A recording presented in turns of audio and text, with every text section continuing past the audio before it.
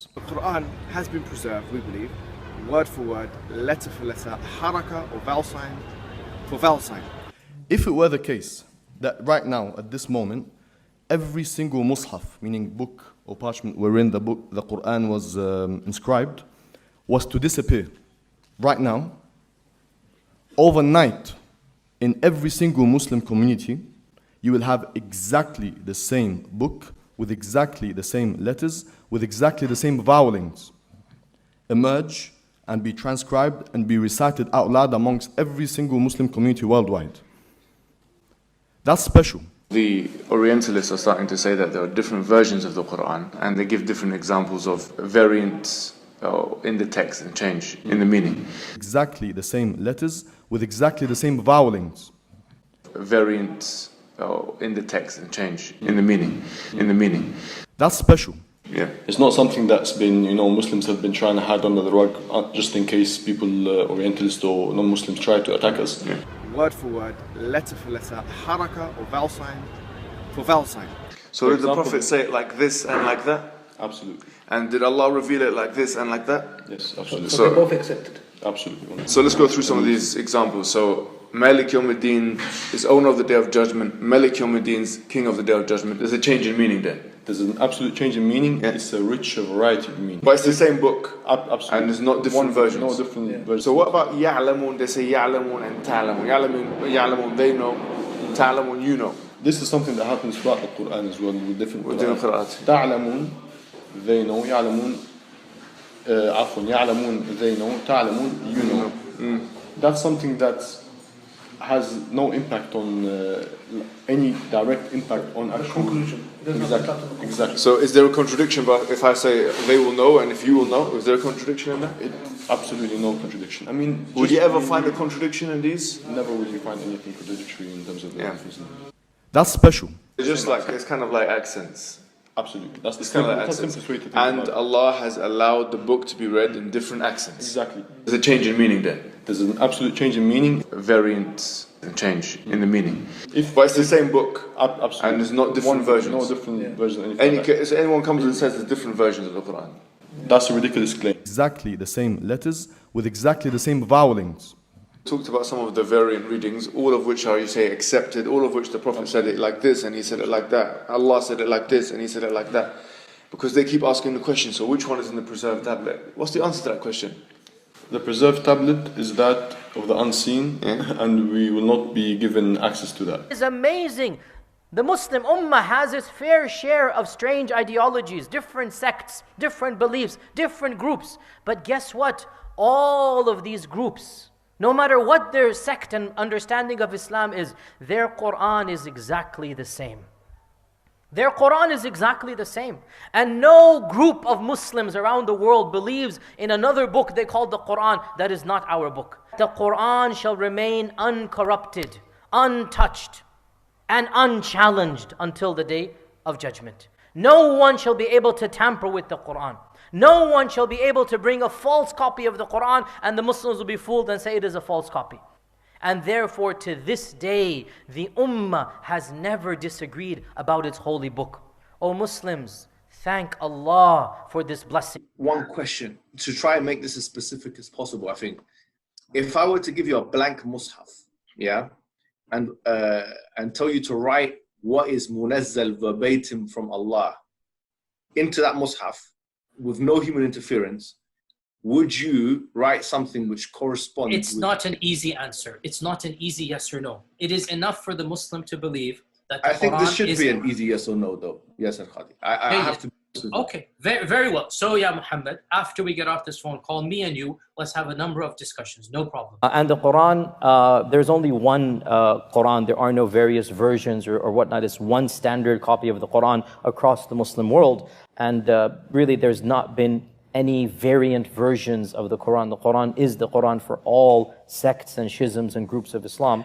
And we also, all Muslims take pride in the fact there is but one Quran. There's no variants of the Quran. The crisis that you had was in relation to this question of the relationship between the ahruf and the qira'at, basically. No. The crisis I had wasn't that. The crisis I had was, that was what generated. But what was the crisis? The crisis was very simple. And by the way, this is now a well-known open secret amongst many Muslim graduate students and academics around the world. And this is well known. Traditional understandings of ahruf and qira'at cannot answer some of these pressing questions that are now being poked by our people outside of, by our academics, by their academics outside of the faith tradition. You see, in a Muslim environment, there's always some respect that we have for the Quran. We should. In a Muslim environment, we'll press a little bit and then we'll say, okay, khalas, sami'na wa ata'na. And that's great, alhamdulillah. When you go to academia, they don't have that red line. And they're going to just, you know, the famous story of the emperor with no clothes. They're going to just point out, no, that doesn't make any sense. Well, that's not true, and this and that. And they'll bring issues, which I'm not going to mention explicitly, that you know are true because they're in your own books. They're not inventing anything new. They'll bring you riwayat and they'll bring you athar, and then you add to that very well-known issues of, I don't even want to be explicit. And then you bring on top of that makhtutat, and then. The most advanced of our scholars, they're not quite fully certain how to solve all of the unanswered questions in there. Ibn al-Jazari, who without a doubt is the greatest scholar of qira'at for the last 1,000 years. Ibn al-Jazari famously writes, I have been thinking and pondering, I've been thinking and pondering about the issue of the ahruf and qira'at for over 35 years. Nayfan wa 30 sana, he said, right? And confused and whatnot, then finally, this is my response. And by the way, even that 7, all later scholars say, well, that doesn't make any sense. So they kind of dismissed even that. After 35 years, this is not a joke, brothers and sisters. The issue of ahruf and qira'at caused confusion to somebody whom the Prophet ﷺ said, if you want to listen to the Quran directly, listen to Ubay. Ubay is not some even average Sahabi. He is the Qari of the Quran. He is the master. He is who he is. And he goes, فَدَخَلْ فِي نَفْسِي شَكْ. Like, what is all of this stuff? And the Prophet put his hand, and then he goes, it all went away. Ya akhi, me and you, we don't have that blessing, do we? In the Sahih or the Hasan hadith of Ubay bin Ka'b, the hadith of the ahruf, that when the Prophet mentioned the issue of ahruf, and that there are different ahruf and whatnot, this is in the version of Muslim Imam Ahmad, Ubay bin Ka'b says, authentic hadith, فَدَخَلَ فِي نَفْسِي شَكْ. In my heart, a doubt came that I hadn't had about Islam since the days of Jahiliyyah. The standard narrative has holes in it. That's what I'm going to say. The standard narrative does not answer some very pressing questions. Okay? This is what I'm going to say. This is no longer hidden news.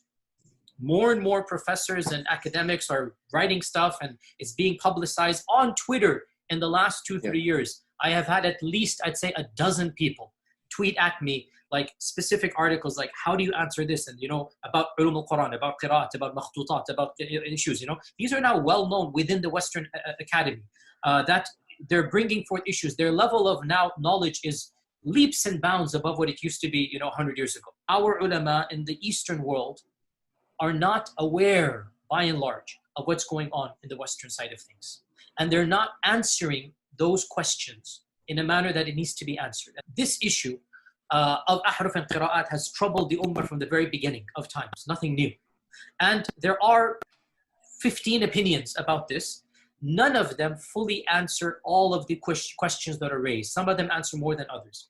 So the issues of the relationship, of the origins, of the ikhtilaf and all of this should only be discussed amongst those who are familiar with this science. I never brought this topic up myself. You will not find one lecture of mine about this issue. It should never be brought up in public. And I don't like these idiots, and they are idiots, wallahi, because they're the ones who caused this. In this issue, they're utter idiots who did something haram. And I don't like saying this. This is not something you discuss amongst the masses, ya akhi. It's not wise. You don't understand qira'at, let it be. It's wise. That's why I never did it. And that's why even when they accused me, I didn't defend myself, because I would rather people have doubt about me than the Quran. What is happening in the last few years is not me anymore.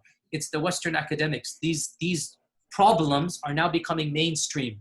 Twitter has so many accounts of Quran experts, and they're non-Muslims, and they're just saying things. There are books written. Brill released a book by Shadi Nasser. Again, read that book as well. So for those that are interested in stuff, and you'll understand that, hey, we need ulama who believe in the Quran to defend the Quran. If I were to give you a blank mushaf, yeah, and tell you to write what is munazzal verbatim from Allah into that mushaf with no human interference, would you write something which corresponds? It's not an easy answer. It's not an easy yes or no. It is enough for the Muslim to believe that the I think Quran this should is be an easy yes or no, though. Yasir Qadhi. I have to.